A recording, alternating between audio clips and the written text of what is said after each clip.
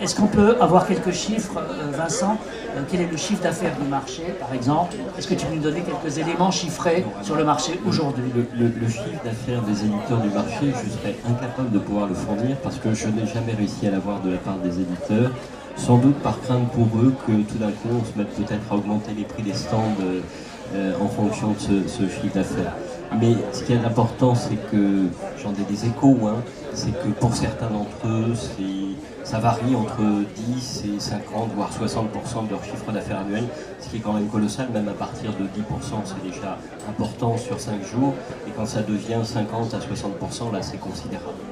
Ce qui veut dire que ce marché est essentiel pour la circulation des livres de poésie en France.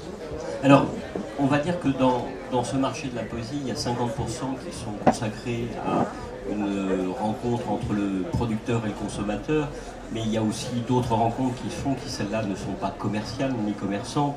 C'est les rencontres des éditeurs avec leurs auteurs, c'est les rencontres du public avec le producteur pour discuter d'autre chose que simplement de l'achat du prix d'un livre. C'est cet échange-là qui est essentiel aussi. Bien sûr, c'est un lieu de rencontre et d'ailleurs, ce marché est un des rares marchés qui ne soit pas un marché très marchand.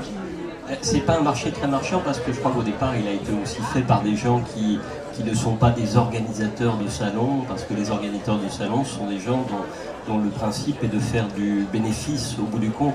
Nous on n'est absolument pas là pour faire du bénéfice, on est là pour essayer d'équilibrer les comptes de l'association sur l'année, et c'est tout. Et c'est notre honneur, enfin quand même, commun. Quelle fréquentation du marché est-ce que tu as des... Alors, oui et non. Oui, parce que on arrive à la mesurer, nous, en fonction en fait, des journaux qu'on distribue. On va dire que on distribue à peu près 30 000 journaux pendant ce marché de la poésie.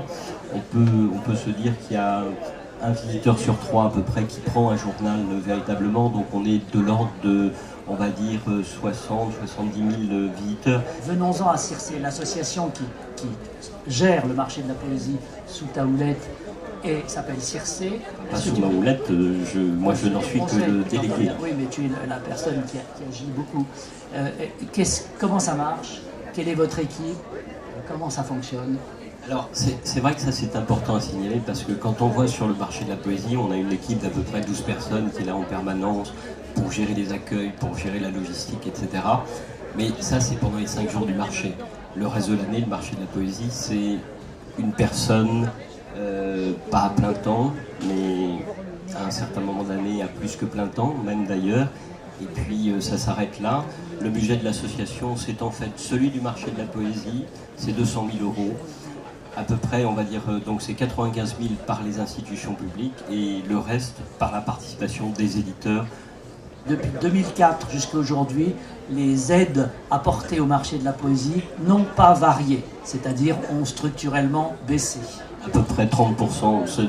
Si on compte entre 2004 et 2015, comme ni la région, ni la ville, ni le CNL n'ont augmenté leurs subventions, on a perdu à peu près 30%.